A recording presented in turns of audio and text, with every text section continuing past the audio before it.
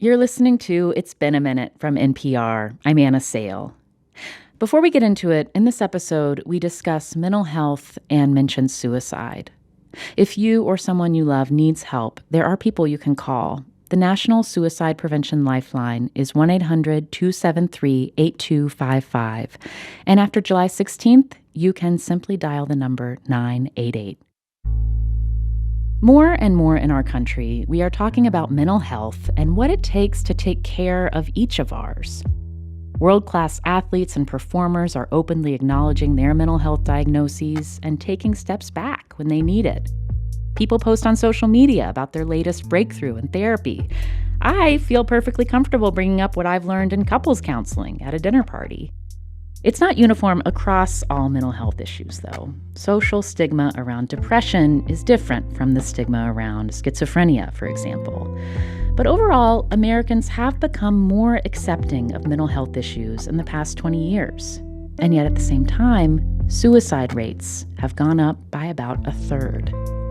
There are many complicated, overlapping reasons for this, but the mental health community and Congress are trying to address one key barrier to accessing care this month with a new phone number. Starting July 16th, anywhere in the country, you can dial 988 to get help. Any person experiencing a suicidal crisis, a mental health crisis, a substance use crisis, or any type of emotional distress can dial 988 and be connected to a trained crisis counselor. That's Hannah Wesolowski. She's the Chief Advocacy Officer for the National Alliance on Mental Illness. So when somebody calls 988, their call is directed based on their area code to a local call center. The call is the intervention for 988. For about 80 to 98% of calls, they can be de-escalated over the phone. You can call from anywhere in the country and get help. But because it's directed to local call centers, there's also been a lot of work to get this huge network ready to field the calls. And they've only had 2 years to do it. It was only in 2020 that Congress passed legislation that created the new hotline by July 16th, 2022. I talked to Hannah about how 988 could be the start of transforming how we think about supporting our mental health and what more work needs to be done. You work on mental health policy broadly in this country. You see what is broken, what needs fixed. How big a deal is 988, this 3-digit hotline number? If we think about it as more than a number, it's a pretty big deal. I mean, this is really a once-in-a-generation opportunity to have a fundamental tide shift for part of the mental health system. The fact that we have a model, we know what pieces we need to implement, and there is a concerted effort at both the federal level and in states to fund that system is really unprecedented. Certainly in the last few decades, we haven't seen anything like this.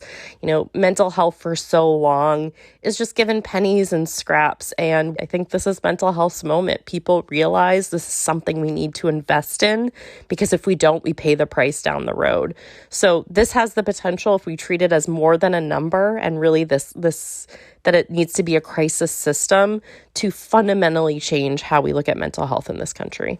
I want to understand, in your view, why is this happening right now? Is it a recognition of increasing suicide rates over the past few decades in the U.S.? Is it a recognition that something has been not functioning properly writ large in the mental health care system in this country? Why is this happening right now?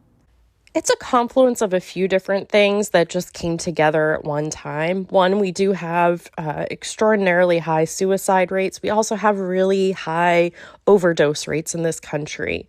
And if we look at some of the other stats, they're really startling. Between 2015 and 2020, 1 in 4 fatal police shootings were of people with mental illness. About 2 million times each year, people with mental illness are booked into our nation's jails. There's a high criminalization of people with mental health conditions. But when you add on to that, the mental health crisis that this country was in before COVID, but certainly the rate that has accelerated because of the pandemic, I think there is broad bipartisan recognition that something needs to change. The way that we respond to crises right now is not effective. More often, we are criminalizing a person in crisis rather than connecting them to the help that they need. So this conversion is set to happen July 16th, soon. Yes. Is the system ready? You know, the Federal Communications Commission set July 16th as the date when phone companies had to direct any calls or texts made to 988 to that National Suicide Prevention Lifeline network. So in a way, it's a technical deadline, but it's not going to end on July 16th. We've always known that this is going to be a multi-year effort. You don't build a essentially new system in 2 years. I can say we're in a much better place today than we were 6 months ago, but there's been tremendous work done in states across the country to build up that capacity and make sure that when people call, there's someone there to answer. For the podcast I regularly host, Death, Sex, and Money, we've been doing some reporting about efforts to get 2 local call centers up and running in Wyoming, the state that had the highest suicide rate in the country in 2020. I talked to one person who operates a lifeline there, Ralph Nieder-Westerman, about being able to say, yes, I understand what it's like to live in a Wyoming community. Here's what he told me. I spoke to a woman who said many times they begin, I'm not suicidal, but, and I listened and she said, you're not going to understand what it's like. I have all of these things going on in my life and you don't know what it's like to live in a small town. And I said, I live in Graybull. You could hear the sigh. You could hear the sense of relief. You know exactly what this is like. I live in Cody. And I was tempted to say, and that's the big city I go to go shopping. There are specific needs around this in Wyoming, like knowing what the local resources are to suggest next steps, or even to get what's happening in the local economy so you can understand a person's particular stresses. But geography is just one part of finding understanding on the other side of a phone line. I asked Hannah about whether 988 is accessible and if the cultural competency is there for LGBT communities, for example, or whether there are languages spoken beyond English and Spanish. It's a work in progress, to be perfectly blunt. There's, a number of efforts that are ongoing to make sure that there's a diversity in the workforce, that the people answering the calls are representative of the communities that they are serving, but also that there is cultural competency in that workforce. There's also a need at the local level for, developing additional training depending on the constituency of that community. What unique needs may they have that we need to address? Additionally, at the national level, there's work to create specialized services for LGBTQ youth, for example, who have very high rates of suicidal ideation. So that's an ongoing effort as well. Translation services are available in about 150 languages, but Spanish is currently the only language that at a national level, a Spanish-speaking crisis counselor would be available. That's not available in for any other language, although a local call center may have native speakers of other languages on staff. Mm-hmm. I know you're not responsible for this hiring. You are not doing the hiring for these local call centers. But do you have a sense, has it been difficult to find trained people or people willing to be trained to do this work? Listen, this isn't an easy job. It's probably one of the harder jobs out there because you're talking to people on sometimes the worst day of their lives. So it's a difficult job, and certainly building up the workforce to the extent that they need it to really meet that demand has been a challenge. Are we going to have enough people answering the calls? And there are lots of efforts across the country to ramp up that workforce, but we need bodies. We need people willing to do it. And we need to make sure that the people we have answering those calls don't burn out because it is such a tough job. Yeah. Is there enough money to pay people who are answering these calls what they deserve for the skilled work that they're doing? Bluntly, no. Local call centers traditionally have financed themselves. It's either state funding and local funding, grants. These are not federally funded call centers, even though it's a national network. Earlier this year, the first time grants were made available to states to fund local call centers came out is about $105 million spread across the country, which is a huge step forward, but really only about a fraction of what it takes to run these call centers, which is about $560 million. So there's a lot more funding needed. Do you think that 988 having this 3-digit phone number and eventually a marketing campaign that's going to tell people about how to access help quickly, privately, on their own, do you think it's going to make us think differently about how we view mental health and seeking mental health care in the U.S.? I really do think that 988 will help us view mental health in a much different way. If getting help is normalized, I think that'll go a long way to reducing the stigma that we still so often see around mental health conditions. And I also think that this 988 crisis system can be a jumping off point for dealing with people before they get to crisis, after they're in crisis, that really it's one component of the mental health continuum of care. And if we can get this right, that really gives us a roadmap to how to build out other parts of the mental health system. A mental health crisis is nothing to be ashamed of, and why shouldn't we have the resources in place to address it? Do you worry, though, that someone who is answering this invitation to reach out for help, they reach someone locally, they're connected to somewhere where they can access care, and then they're told, you have to wait weeks and weeks for an appointment, or you're not eligible for assistance to pay for this? Like, do you worry that the larger parts of the system are not set up to respond to what could be quite a large demand for help? I do worry about that. It's one of many things keeping me up at night as I think about this. We have so much work to do when it comes to mental health in this country. And certainly just focusing on crisis care is not going to be enough. There are not enough mental health providers for people to get in and get appointments. There's not enough insurance coverage or enough providers taking insurance for people to get in-network care. When people do have more serious mental health crises and might need in-patient care, there's often not enough beds available. So we have a lot of challenges, and that's a real concern. But this is a starting point. We can't think that July 16th is mission accomplished. We're closer to the starting line than the finish line. Who is 988 for? Who do you picture? Who do you hope will be helped that might have been missed before?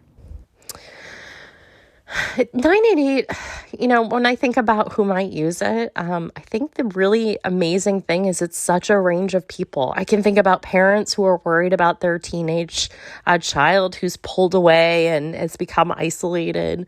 I can think about the teenager who might be experiencing suicidal ideation, or a mother who recently gave birth who is really struggling.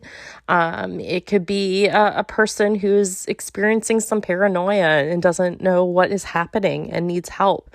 Somebody who's engaging in self-harm and, is really scared by what's happening. There are so many people that could potentially benefit from this.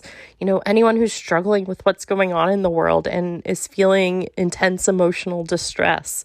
There's really no limit on who can use this. This is going to be a resource for anyone who's really struggling, who really needs help for themselves or someone they care about. And, we've never had that before. Previously we called this the National Suicide Prevention Lifeline. And while they did handle a range of crises, a lot of people didn't think it was the resource for them. I'm very hopeful that people will learn about 988 and think that it's a resource that can help them or someone they care about when they truly need it. And address that critical first step of making them feel not so alone. Exactly. Hannah, thank you so much for talking with us. It's my pleasure. Thank you. Thanks again to Hannah Wesolowski. She's the Chief Advocacy Officer at the National Alliance on Mental Illness. And once again, if you or someone you love is experiencing any kind of emotional distress, there are people that can help. The National Suicide Prevention Lifeline is 1-800-273-8255. And after July 16th, you can simply dial 988.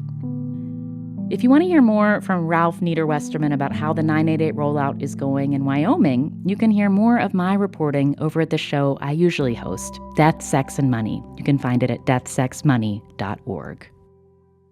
Coming up, A lot of biopics have been coming out lately. A skeptic of the genre gives us her top picks. Stick around. You're listening to It's Been a Minute from NPR. I'm Anna Sale. We're going to talk movies now.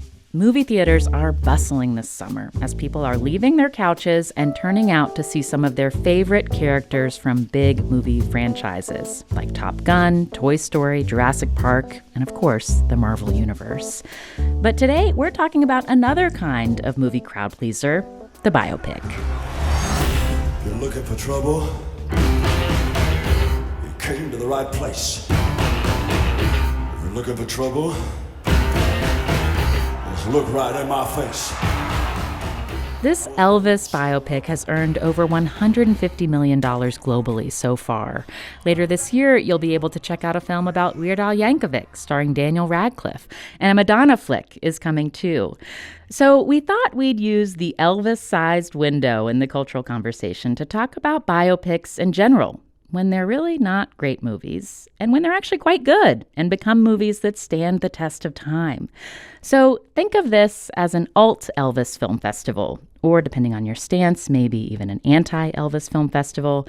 And we asked Pop Culture Happy Hour's Aisha Harris, world-renowned biopic skeptic, to come on and talk about this with us. There are many types of biopics, and I think whenever I think about biopics, I think of the worst kinds, which are the kinds that are clearly gearing for an Oscar, the kinds that are very, very basic in that they are about a figure. It goes from the beginning of their life to the end of their life. It hits all the expected notes of whether it's drug addiction or abuse or the highs and lows of careers. And anytime there's like prosthetics involved or like heavy makeup or a quote unquote transformation of the actor, something like The Iron Lady with Meryl Streep playing Margaret Thatcher or Leonardo DiCaprio playing J. Edgar Hoover. Anytime you have that sort of thing happening, it just makes my eyes glaze over. I'm not interested. But I'm sure we're going to talk about this, in our conversation. But when I'm thinking about it more, there's a lot of biopics that I actually do like, but they aren't so obviously these sort of Oscar baity biopics. It's interesting that it's the Oscar baitiness that turns you off. For me, I feel a little bit just, it makes me cynical as a movie consumer, a really big biopic. I'm like, yes, I know that it's sort of like a movie franchise without having to be a franchise. When you say, hey, it's Elvis, it's basically, it reads to me like a Marvel movie, like Hollywood execs feeling really smart about a built-in moneymaker that they don't have to think too hard about. That's a great way to describe it. But that aside, some of them, I can get into a real soaring biopic. I'm not immune to nostalgia. But I want to know about the biopics that you do find that you have been interested in. When you think about the biopic that stands out for you as one of the best, what comes to mind? Well, so I think my favorite biopic of all time is it's also just like one of my favorite movies of all time. And this is going to be a movie I think a lot of people are very familiar with, but it is Goodfellas, which, of course, you don't think of as a biopic per se, but it totally is. It's just, you're just funny. It's funny, the way you tell the story and everything. Funny how? I mean, what's funny about it? Tommy, you got it all wrong. Oh, Anthony. He's a big boy. He knows what he said. What'd you say? You're right. Funny how? It's Martin Scorsese at the top of his game. You have the late, great Ray Liotta playing Henry Hill, who all his life he wanted to be a gangster. You have Robert De Niro, Joe Pesci, and it is one of those movies that covers the entirety or most of this person's life up to a point and the downfall. And it's got mobsters and gangsters and all these things. But it's also just like so well crafted. It's a long movie, but it moves at a very swift pace. And it's just such a classic movie, and yet it's a biopic. And I think it has such a great cast, and it's not just about those performances, but it is about the way the director really paces the film and draws you in over time and really understands these characters and each character's like very specific personalities. And so Goodfellas would have to be, at the top for me when it comes to biopics and how to make a really great, compelling one that stands the test of time. That is a really, really, really good entry into our biopic film festival because I would never, off the top of my head, when I think of Goodfellas, I think movie classic. I do not think biopic. Like, when did you realize, oh my gosh, this fits the bill for a biopic? I mean, when you asked me to talk about this, I was like, wait a second. This movie is based on a true story. Obviously details are fudged and even Henry Hill himself, the Ray Liotta character, there were questions about veracity and how much was exaggeration and whatnot. But I think it's just such a great, it's not just a biopic. It's also a crime story. It's a family story. And it's about ambition and the quote unquote American dream. So I just think it's a great example in that genre. Yeah. Also about belonging and not belonging and trying to belong. I just watched that on a plane not too long ago, and I was reminded what a fantastic, amazing movie it is. Do you have a favorite biopic that fits into the sort of like music box category, jukebox category, a big, music personality like Elvis that you feel like was done in a more interesting way?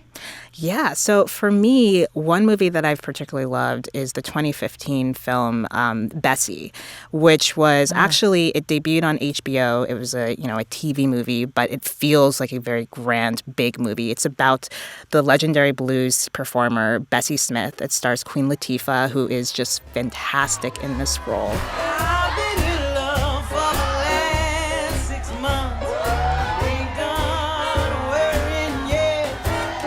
It also features Monique, who is playing Ma Rainey, another legendary blues singer who was sort of a mentor for a bit to Bessie Smith until she became very jealous of Bessie Smith. And it also has the late, great Michael K. Williams playing Bessie Smith's sort of volatile lover and husband.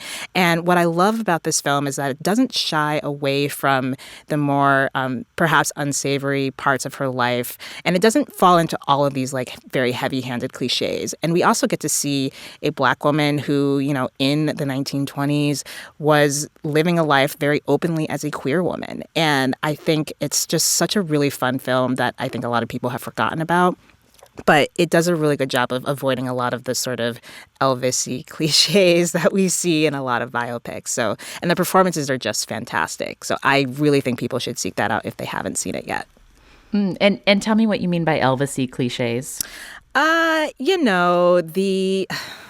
guess when I say Elvis-y cliches, I think of the sort of rise and fall. Like, we know what's going to happen here. And I think part of the problem with Elvis, like you said, the marvelization of everything. We know so much about Elvis, or even if you're not a huge fan or a younger person, like the vague things about it. Whereas Bessie Smith we haven't seen many biopics about Black women to begin with. And so already that puts it at a advantage, I think, of being different from other biopics.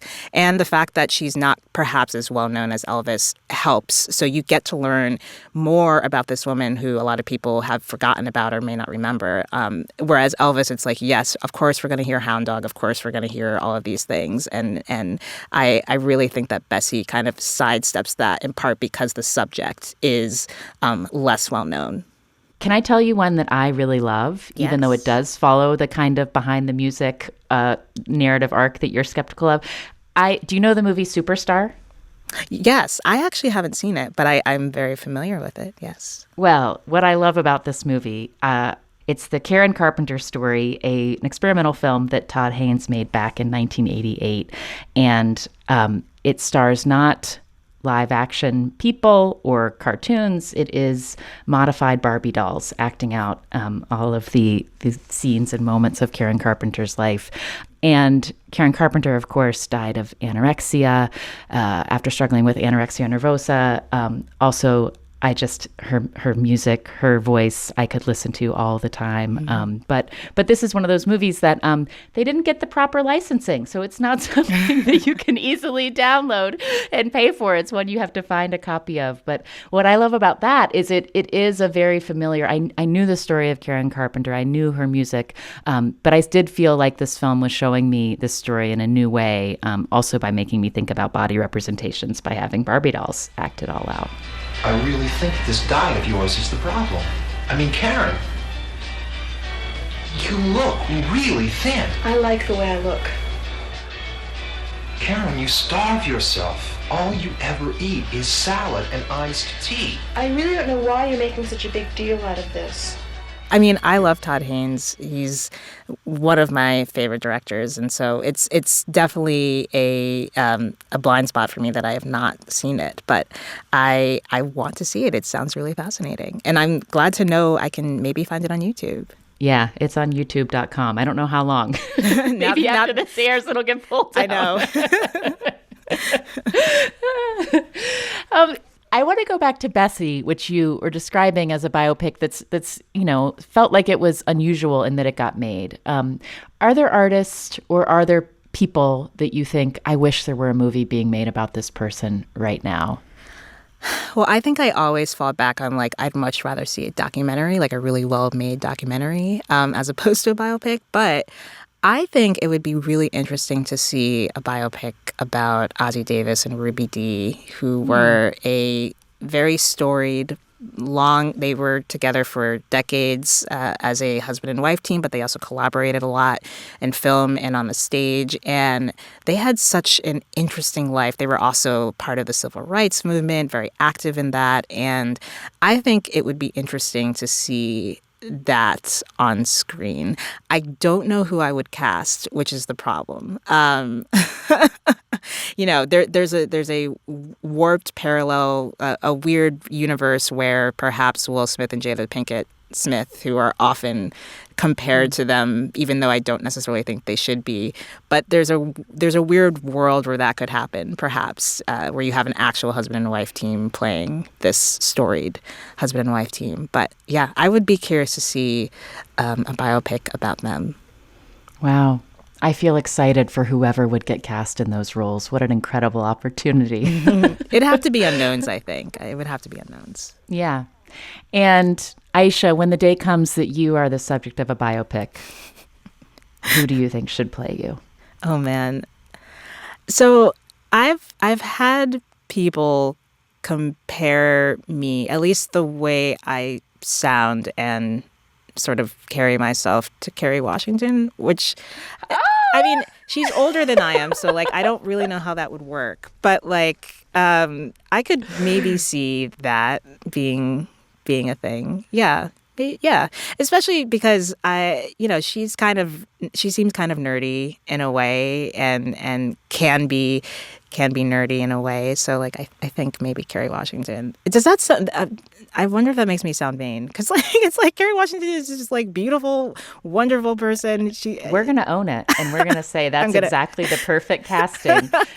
Because she's a little bit nerdy. She's also very fun. She brings, and she has this range of when she speaks, sometimes, Scandal, Kerry Washington, you listen to her and you let her tell you what's up. And That's then true. also she can be so fun. Mm-hmm. I love that choice. I actually, my choice to play me would also be somebody who's slightly older than me. And it would be Jennifer Garner, because we went to the same high school in West Virginia. Yeah, I can see Kanawha that. County Public Schools. Clear your calendar, Jennifer. Yeah, Jennifer and Kerry. Get on it. Aisha, I have another question for you. Would you be down to stick around and play a game with me? Absolutely. I love games. Great. Coming up, Who Said That?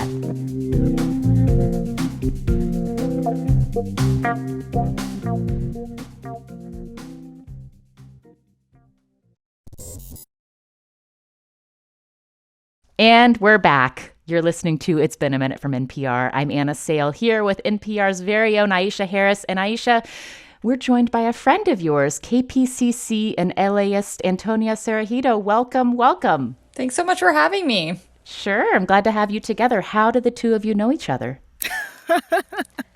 It's an interesting story.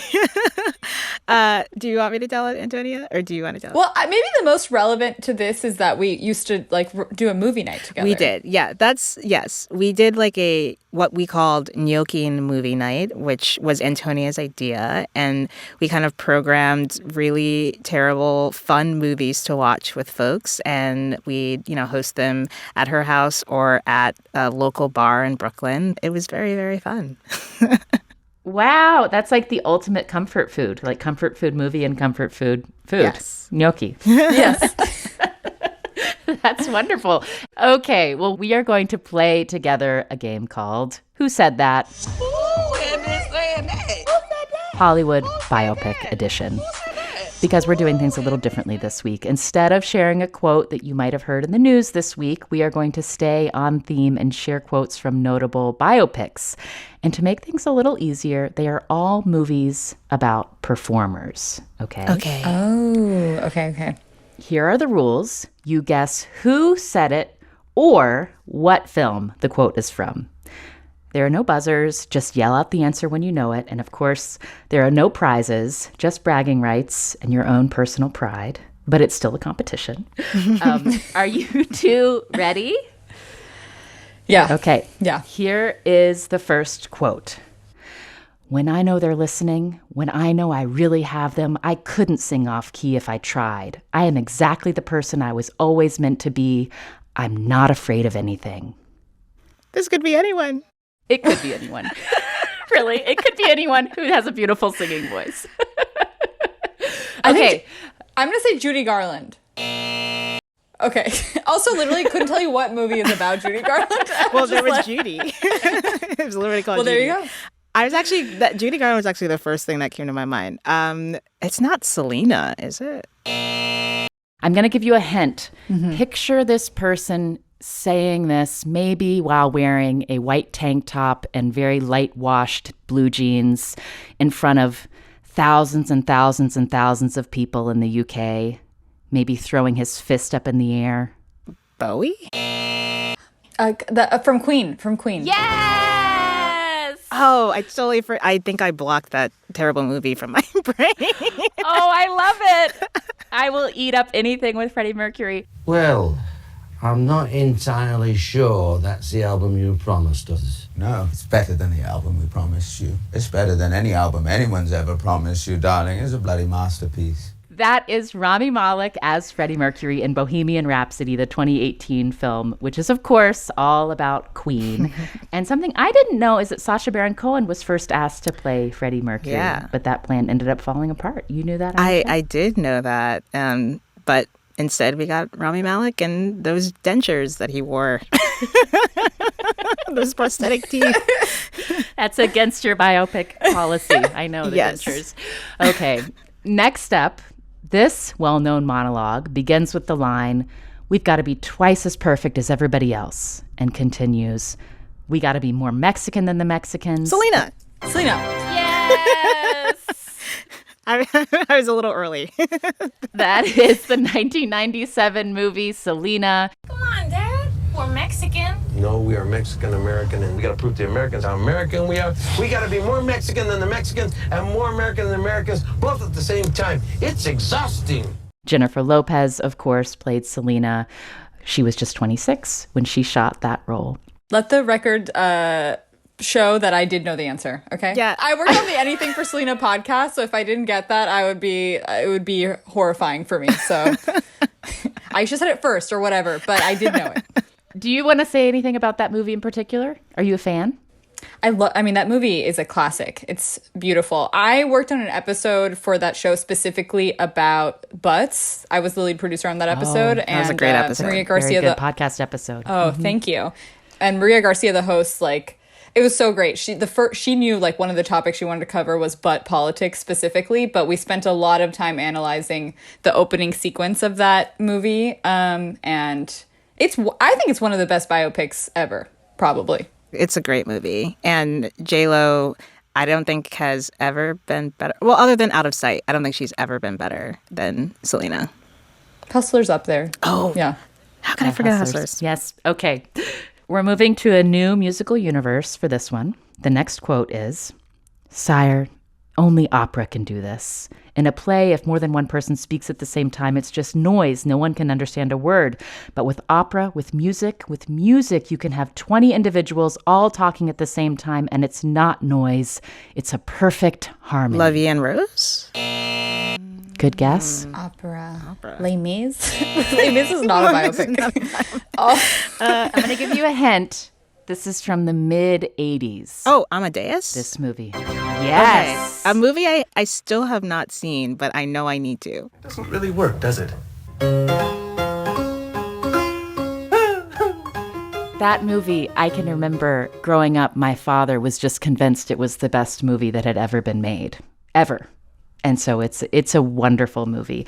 The film was nominated for more than 50 awards total, including not one but two nominations at the Academy Awards in the Best Actor category.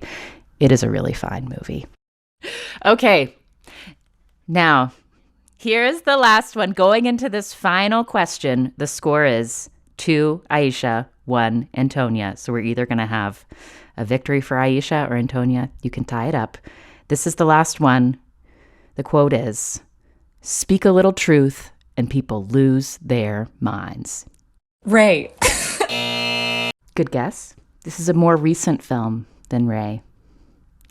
And not about just one person, but a group of performers.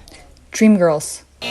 Straight Outta Compton? Yes! Okay, yeah, that makes sense. I was like...